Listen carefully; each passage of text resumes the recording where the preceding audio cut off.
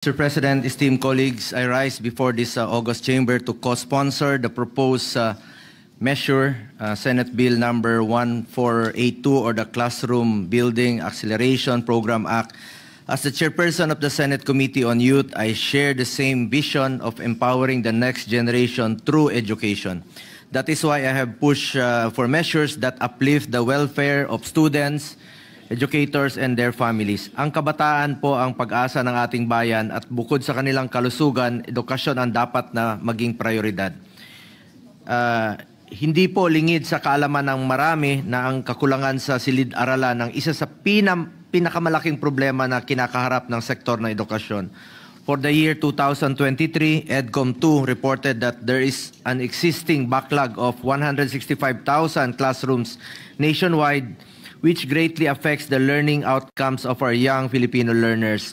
Kahit saan po ako pumunta sa magkabilang sulok ng Pilipinas, pag baba ko dun sa mga eskwelahan, ang nilalapit ng mga teachers o mga principals ay kakulangan talaga ng classroom at pinapakita nila yung mga sira-sira na nilang mga classroom.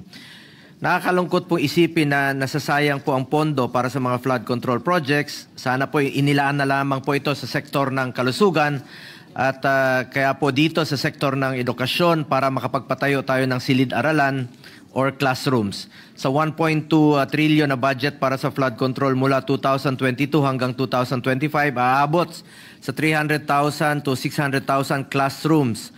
Sana ang naipatayo or 60,000 evacuation centers. Batas na po ito through Ligtas Pinoy Centers Act, or 80,000 health centers, or even 800 tertiary hospitals ang pwedeng may papatayo sa mga pondong ito.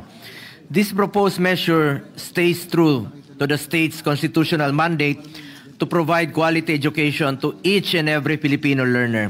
Dapat lamang po na magkaisa ang iba't ibang sektor ng ating lipunan upang mapunan ang kakulangan ng silid-aralan ng ating bansa. With this bill, the participation of different vital sectors of our society will be encouraged, thereby strengthening the partnership between the national government, local government units, private sectors, and civil society groups. Malaking tulong po dito yung LGU dahil mas alam nila ang kakulangan ng classrooms po sa mga lugar nila. Mr. President, I manifest my full support for the passage of this significant measure, and I also respectfully submit to this chamber my interest in being made of one of the co-authors of this important piece of legislation. Maraming salamat po, Mr. President. Assalamualaikum warahmatullahi wabarakatuh. Ginoong Tagapangulo, mga ginagalang kong kasamahan sa Senado, ako po ay tumitindig sa pulpitong ito ngayong hapon sa bisa ng personal at kolektibong pribilehyo. Sa mga nagdaang linggo at buwan, sunod-sunod pong sinubok ang ating bayan. Hindi pa man nakakabangon ang ilang lugar sa pagyanig ng lupa, nasundan na agad ng pagbagyo at pagbaha. Sa aking pagpunta kamakailan sa Cebu, nakita ko ang dalawang muka ng sakuna, ang bigwas ng lindol at hagupit ng bagyo. Magkasunod nilang winasak ang bayan. Mga pader na bumigay, mga bahay at mga establishmentong pinaghirapang itaguyod ng ilang taon ay gumuho. Mga sasakyan na nagkapatong-patong at mga komunidad na hanggang ngayon ay nababalot pa rin ng takot at pangamba. Sa mga ganitong panahon, lagi na lang nating naririnig na pinupuri ang pagiging resilient o matatag ng mga Pilipino. Halos nakatahina ang katangingang ito sa ating pagkatao. Pilipinong matatag, matibay ang loob, matiisin sa gitna ng sakuna. Palibasa ba ang mga Pilipino ay matatag? Dapat bang palagi na lamang siyang makaranas ng paghihirap at pagdurusa? O likas bang delikado talaga ang Pilipinas pagdating sa mga sakuna? O naging ganito na lang kadelikado dahil sa kapabayaan at pagsasamantala? mahigit po 4 na milyong Pilipino sa 8 rehiyon ang sinalanta ng Bagyong Tino. Mga ari-arian, mahigit 155,000 bahay ang naitalang nawasak, 155,000. At ang naitalang pinagsamang halaga ng pinsala sa agrikultura at infrastructure ay tinatayang nasa 337.6 million at baka tumaas pa.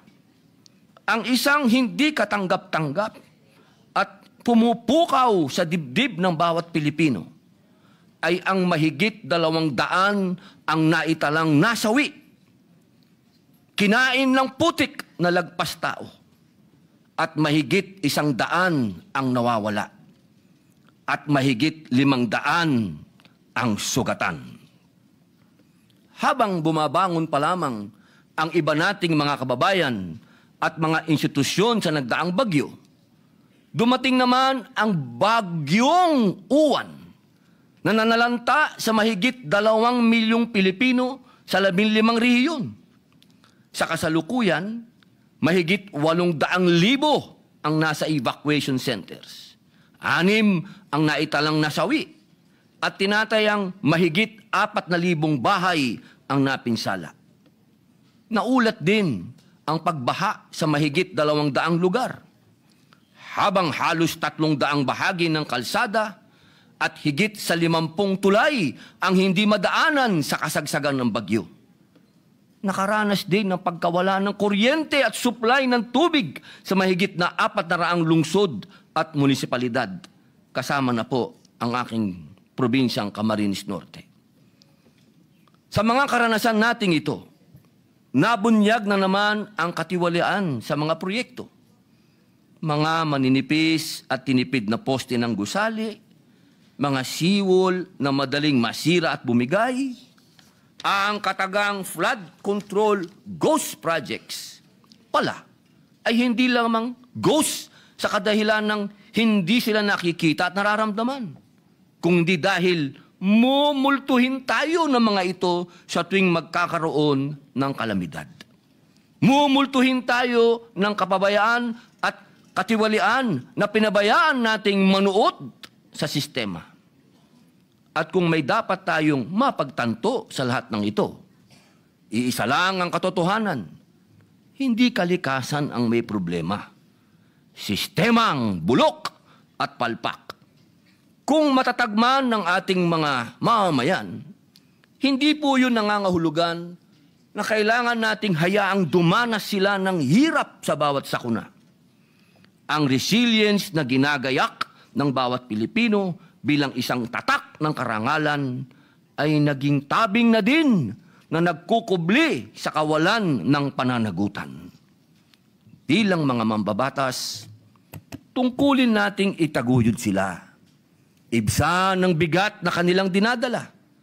Mas lalo pang palakasin ng kanilang loob at patatagin ng kanilang diwa.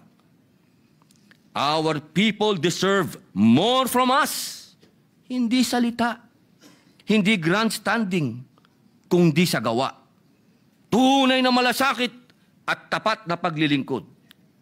Kaya po noong Setyembre pa lamang, isinusulong ko na ang Senate Bill number 1299 o Mahiya Naman Kayo Act, na naglalayong ganap na alisin ang ekwasyon, ang panghihimasok ng mga mambabatas sa pagtukoy, pagpopondo at pagpapatupad ng mga proyekto.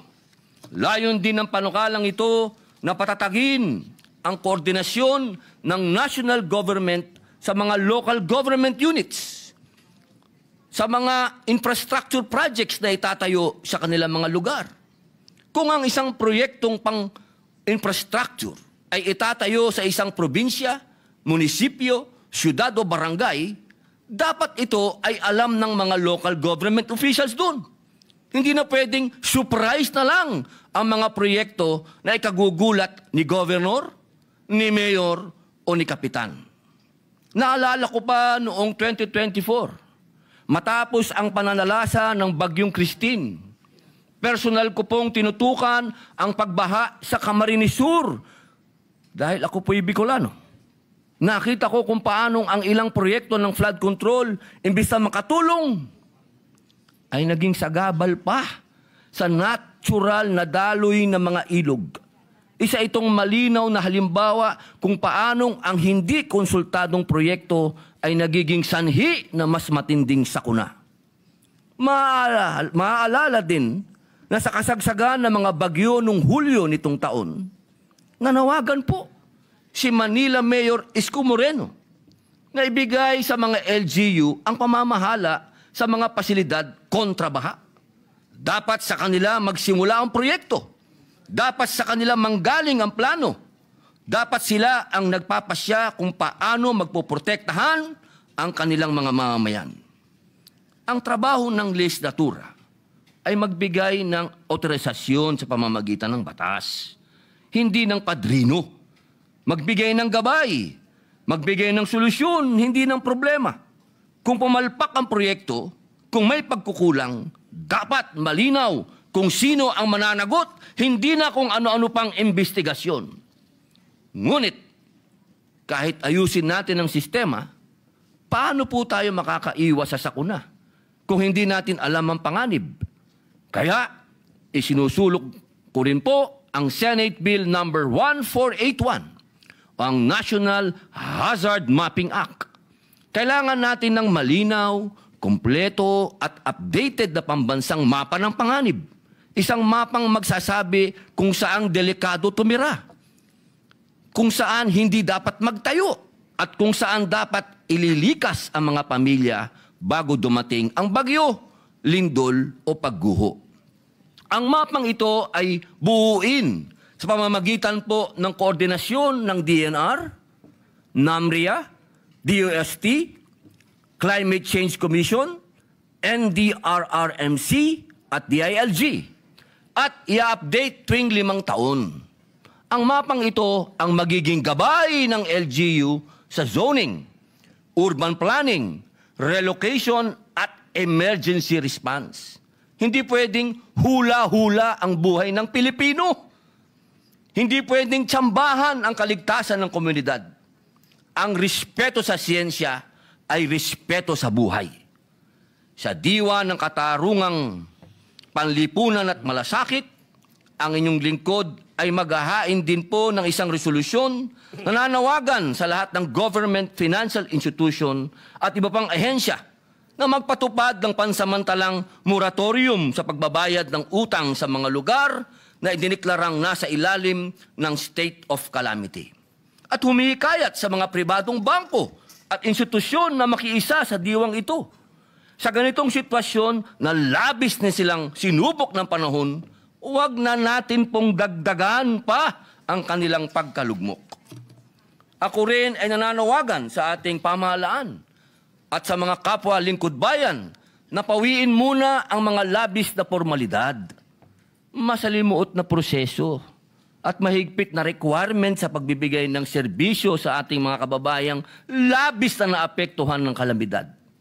Sa panahon ng pangangailangan, ang agarang tulong ay hindi dapat hadlangan ng masyadong maburokrasyang pagkilos dahil ang bawat segundo ay mahalaga sa buhay at pagbangon ng ating mga mamamayan. Huwag nating gawing normal ang pagtitiis, ang pag-akyat sa bubong, ang paglusong sa tubig baha at putik na may panganib na makuryente.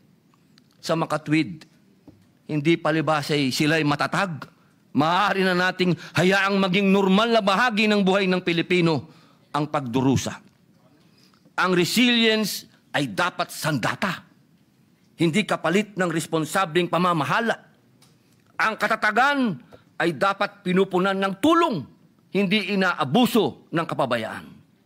Ang pagtitiis ay hindi parusa. Kaya muli, ako po'y nananawagan. Mahiya naman tayo kung inuuna natin ang politika kaysa buhay. Mahiya tayo kung kaya nating manahimik habang may nagdurusa.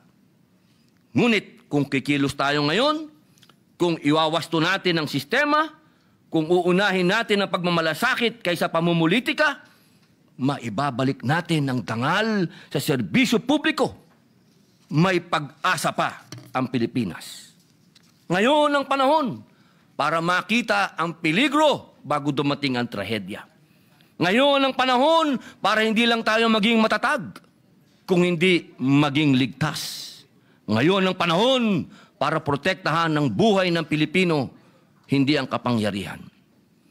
Mga kasama, mga kapwa ko lingkod bayan. Sa akin pong pag-ikot, kitang-kita ko po ang hindi ko po maipaliwanag sapagkat hindi na po kailangan ng matinding research o mga scientists kung anong naging problema dito sa ating bayan, ba't maraming namamatay. Saan po kayo nakakita na mga riverbed may nakatirang tao? Mga daanan ng tubig, ginawang tirahan ng tao at ginawa pang barangay. Siguro naman po mga kasama, kitang-kita na natin kung saan ang problema. Ang kailangan po natin ngayon ay political will. Kailangan po natin talagang ipabatid sa ating mga kababayan na hindi po tinitiran ang riverbed at hindi po tinitiran ang mga ilalim ng tulay. Hindi po tinitirahan at hindi po pwedeng gawing barangay ang daanan ng tubig na inukit ng kalikasan. Yaang pong mga lugar na yan, sa matagal na panahon, 1,000 taon, yaan po ay daanan ng tubig. Kaya mga kasama, pagbutihin pa natin, dahil ka nga ng aking yumaong ama, ang tunay na karangalan ng tungkulin ay nasusukat hindi sa karangyaan ng posisyon, kundi sa malasakit, serbisyo, at pagsasakripisyo ng sarili para sa pinaglilingkuran. Maraming salamat po.